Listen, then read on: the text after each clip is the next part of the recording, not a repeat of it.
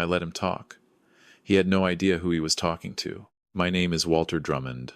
I turned 63 last March, and I have the kind of hands that make people assume things about me. Thick fingers, rough palms, a scar across my left knuckle from a fence wire that caught me wrong back in 1987. I've never tried to hide them. My late wife Margaret used to hold those hands at the dinner table and say they were the most honest things about me. She wasn't wrong. It was a Saturday in late September when my daughter Claire called to tell me the wedding date had been set. October the following year. She was so happy her voice cracked twice before she finished the sentence, and I sat there on the back porch of my property outside Nanton, Alberta, looking out at the canola fields, gone gold in the evening light, and I felt something close to complete. Claire had been with Ryan for 4 years by then. Good man, quiet, thoughtful, the kind of young man who shakes your hand and looks you in the eye. I liked him from the first time he came to the farm. What I knew less about was his father. His name was Gordon Ashford. I'd heard pieces over the years that he ran a commercial real estate firm out of Calgary, that he had money, that he was the kind of man who measured people quickly and rarely revised his assessments. Claire had mentioned once, carefully, that Gordon could be a lot. She said it the way people say things when they want to warn you without alarming you. I didn't think much of it. I've dealt with difficult men my whole life. I grew up the youngest of 4 boys on a grain farm outside Lethbridge. My father never had more than $60 in his wallet at any one time, and he worked himself to the bone for every one of those dollars.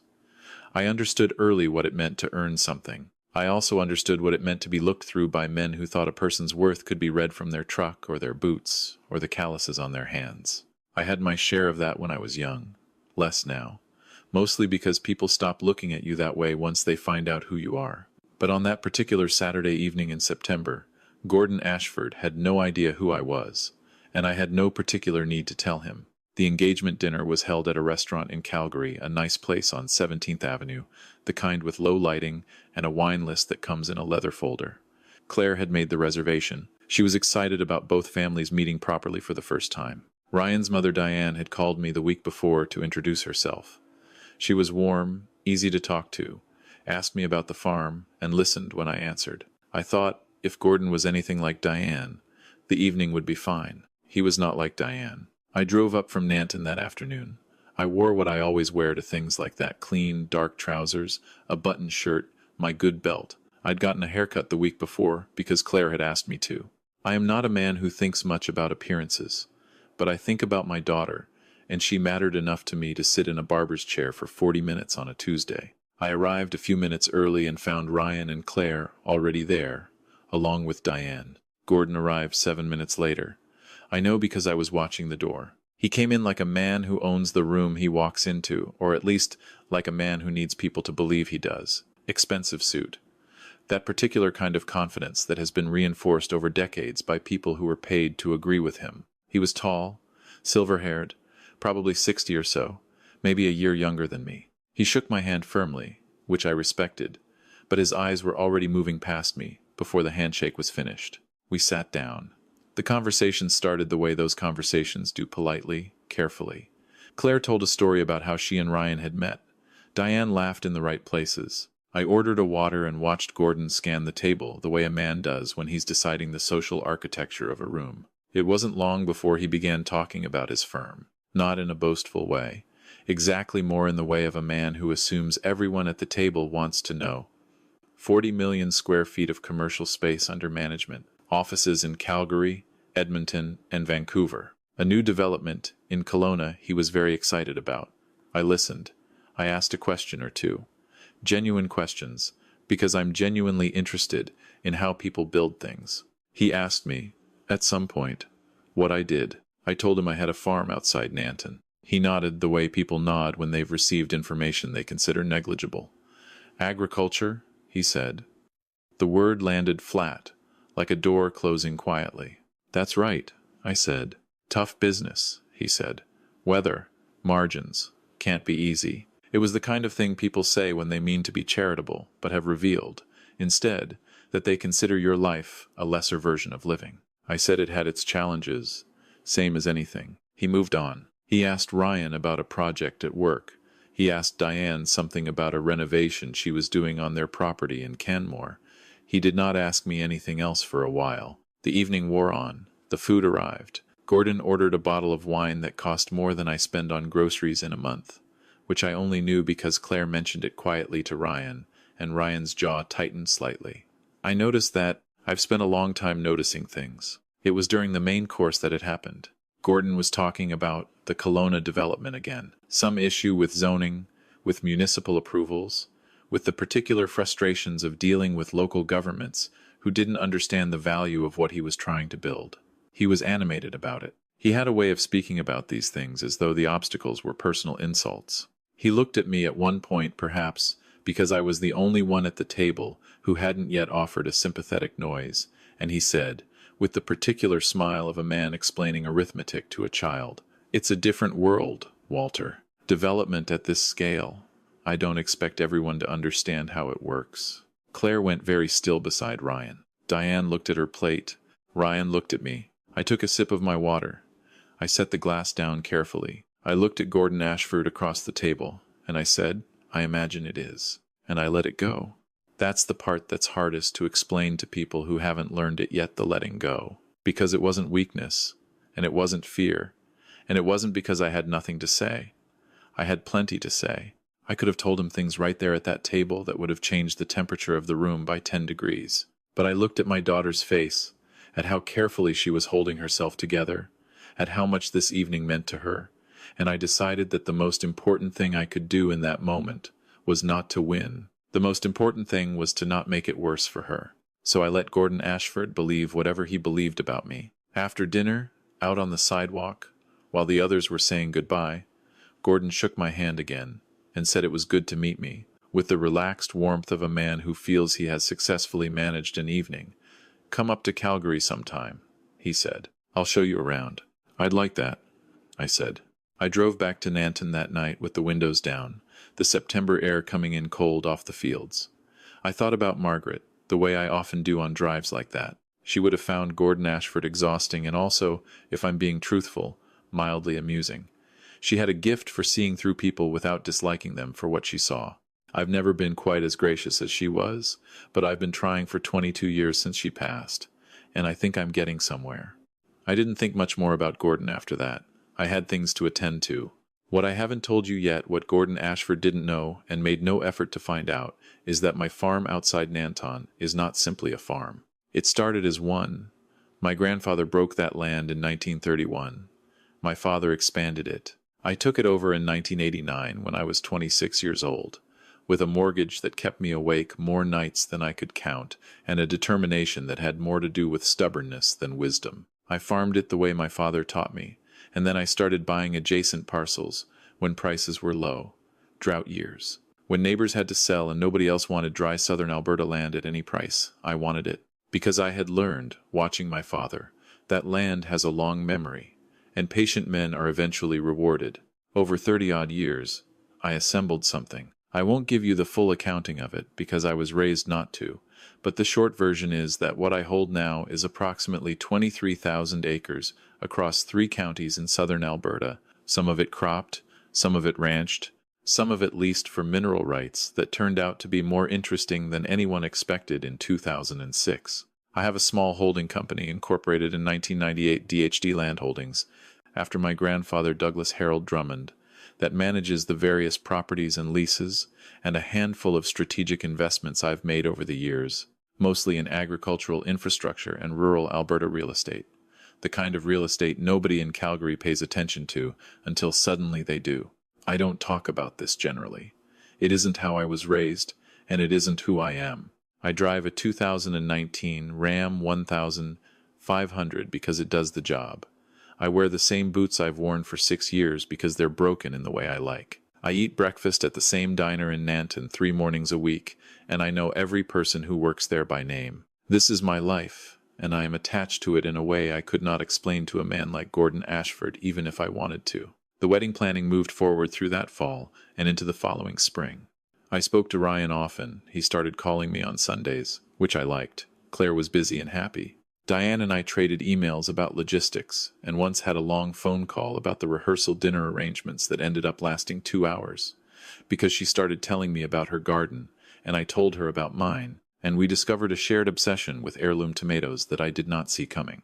Gordon and I did not speak much. When we were in the same room, he was pleasant in the way he'd been at the restaurant, cordial, a little distracted, always with somewhere else to be in his mind. In late January, about 9 months before the wedding, something shifted. A man named Paul Kettridge called my cell phone. Paul runs municipal relations for a mid-sized developer out of Red Deer, and we've known each other for 15 years, mostly through the Alberta Land Trust and some shared work on conservation easements in the foothills. He told me he'd heard something interesting. He told me that Gordon Ashford's firm, Ashford Commercial Properties, had submitted a proposal to the municipal district of Willow Creek for a large mixed-use development on 400 acres of land east of Nanton. Commercial, light, industrial, some residential. Significant. The kind of project that, if it moved forward, would represent the largest single development in that MD in 20 years. Paul thought I should know because one of the parcels the proposal depended on, not the main parcel, but a corridor piece, a 60-acre strip that Gordon apparently assumed was Crown land or MD land, was in fact mine. Had been mine since 2003. A quiet acquisition. Nothing on it particularly remarkable, just a dry coulee and some scrub pasture. But it sat in the middle of the access corridor that the entire development proposal depended on. Without it, the traffic flow plan didn't work. The engineering didn't work. The whole thing didn't work. I thanked Paul. I hung up. I sat at my kitchen table for a while. I want to be precise about what I felt in that moment, because it's important. I did not feel triumphant. I did not feel satisfied, in the way that stories like this sometimes imply. Mostly I felt tired. Tired in the particular way you feel when you realize that a situation has handed you a choice you didn't ask for, and that whatever you choose will have consequences you can't fully see. I called my solicitor, a woman named Barbara Holt in Lethbridge, who has handled my land matters for 18 years, and who has the useful quality of being completely unimpressed by anything. I told her about the Ashford proposal and the parcel in question. She pulled the records, confirmed what Paul had told me, and asked me what I wanted to do. "Nothing yet," I said. "Let it sit for a while. They'll need to do title searches eventually," she said. "When they do, they'll find you." "I know," I said. "Could be awkward." "Could be," I said. I didn't tell Claire. I didn't tell Ryan. This was business, and I've always believed in keeping business and family separate until you absolutely can't. Spring came. The wedding preparations continued. There was a venue visit that Claire roped me into in April, a beautiful property out in the foothills, a historic ranch that had been converted for events. The kind of place Margaret would have loved immediately. I walked around with Claire and the venue coordinator and thought about my daughter in a white dress in that meadow, with the mountains behind her, and felt a feeling I have no precise word for, something compound and overwhelming, love and loss and gratitude all arriving at the same time. On the drive back to Nanton, Claire asked me, carefully, how things were going with Gordon. "Fine," I said. "He can be." She trailed off. "A lot," I said. She laughed. "Yes." A pause. "He doesn't mean to be dismissive. I think he's never had to think about how he comes across." "Some people don't," I said. She looked at me. "Does it bother you?" I thought about that honestly. "No," I said. "It doesn't." That was true. What Gordon Ashford thought of me had, in the end, no bearing on anything that actually mattered. My land was my land. My work was my work. My daughter knew who I was. Margaret had known who I was. What more does a man actually need? June came. And with June came a phone call from a number I didn't recognize. "Mr. Drummond?" A man's voice. Professional. Careful. "My name is Evan Park. I'm the development director for Ashford Commercial Properties. I was hoping to speak with you about a land matter." "Of course," I said. He explained the development proposal in broad terms. He mentioned the parcel. He was very measured, very professional. He said they had recently completed title searches and had discovered that the access corridor parcel was registered to DHD Land Holdings, which their legal team had traced to me. "That's correct," I said. A brief pause. "We were, frankly, surprised," he said. "I imagine you were." Another pause. "Mr. Ashford would like to speak with you personally, if that would be acceptable." "Of course," I said. "Have him call me." Gordon called the next morning. There was a quality to his voice I hadn't heard before, not quite discomfort, but something adjacent to it. A careful neutrality that cost him something. He said it was good to hear from me. He said he hoped the family was well. He made a brief attempt at small talk, which I allowed, and then he told me about the development project and explained the situation with the parcel. I know the parcel, I said. You've held it for some time, apparently. Since 2003, I said. I bought it off an estate. No one else wanted it. He was quiet for a moment. Then, I have to be honest with you, Walter. This project represents a significant investment for us. We have municipal approval in principle. We have investors committed. We have a general contractor on standby. The access corridor is critical. Without it, the project, as designed, doesn't proceed. I understand, I said. I'd like to meet and discuss whether there's a path forward. I agreed to meet. I called Barbara before I did anything else.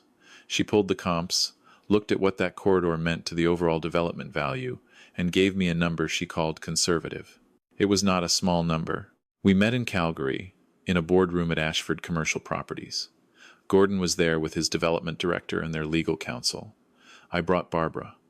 I wore the same clothes I always wear. I drove up in my Ram. Gordon greeted me warmly, more warmly than he ever had before, which I noticed without remarking on.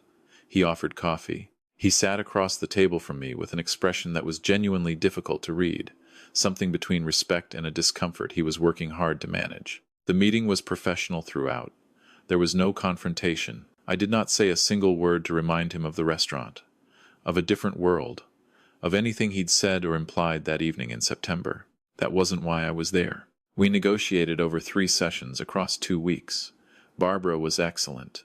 In the end, we reached an agreement. I would grant a permanent access easement over the parcel, with certain conservation conditions I cared about regarding the coulee drainage and native grass corridor. The compensation was fair. The conditions were respected.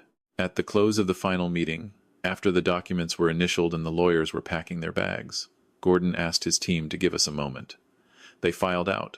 It was just the 2 of us in the boardroom, late afternoon light coming through the floor-to-ceiling windows, Calgary spread out below us. He looked at me for a long moment.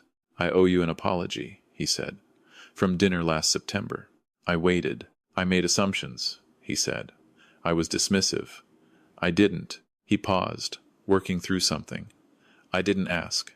I didn't ask who you were, or what you'd built, or what you knew. I just decided. And that was wrong. I thought about Margaret, about her hands holding mine at the dinner table, about what she would say right now, in this room. We all do it, I said. More than we know. He nodded slowly. I'll try to do less of it. That's all any of us can do, I said. We shook hands. A different handshake than the one at the restaurant, slower, more considered, something genuine in it. I drove home to Nanton in the early evening, the foothills catching the last light on my left, the flat prairie opening up ahead of me. I stopped at the diner in town. It was just past closing, but Ruth Ann was still there, wiping tables, and she let me in for a coffee the way she always does. I sat at the counter and didn't talk much, just let the coffee warm my hands. The wedding was in October, as planned. Claire was incandescent that day. There is no other word for it. She came down the aisle toward Ryan, and I watched his face change when he saw her, watched all the composure he'd assembled for the occasion simply leave him, and I thought, yes, that's right. That's what it should look like. I danced with her twice, once at the formal first dance, and once later in the evening when a song came on that she and Margaret used to listen to together in the kitchen when Claire was small. Claire didn't say anything when the song started. She just found me across the room and walked over and took my hand. Gordon and I were seated at adjacent tables during the dinner portion of the evening. He was different, not unrecognizable, still himself, still big in a room, but something had shifted. He talked to the people around him with more attention. He listened more. When he spoke to the older gentleman on his left, a retired school principal from Pincher Creek who had taught Ryan in grade 7, I watched Gordon actually lean in, actually ask questions. People can change. I've seen it. It usually comes from something that costs them a loss, a humiliation, a moment when the story they've been telling themselves about who they are meets a fact that doesn't fit. It doesn't always take, but sometimes it does. At the end of the evening, after the cake and the speeches and the first round of guests beginning to say their goodbyes, Gordon found me near the bar. He had a whiskey in his hand and a look on his face that was, I think, as close to humble as he'd ever been. "I want you to know," he said, "that Ryan is a lucky man, not because of the land or the business, because of who raised him to love a woman like Claire." I looked at him. "Thank you," I said. We stood together for a moment in the warmth of the room, the music low, the candles burning down, our children dancing together 20 feet away, and I felt something I can only describe as peace, not victory, not vindication, but simply peace. The kind you can only feel when you've held on to your own dignity long enough that it becomes permanent. Here is what I know, now, at 63, that I didn't fully understand at 30. The man who has nothing to prove is the most powerful person in any room. Not because he is without wounds, we all carry wounds, but because he has stopped letting those wounds make decisions for him. He can sit across from condescension and choose not to respond to it, not because he is weak, but because he is strong enough to know that some arguments aren't worth having, some battles aren't worth winning, and some people need to discover their own errors in their own time. I think about my grandfather breaking that land in 1931. I think about my father working it in the lean years. I think about my own hands, rough and scarred, in those fields for 3 decades. None of them were trying to impress anyone.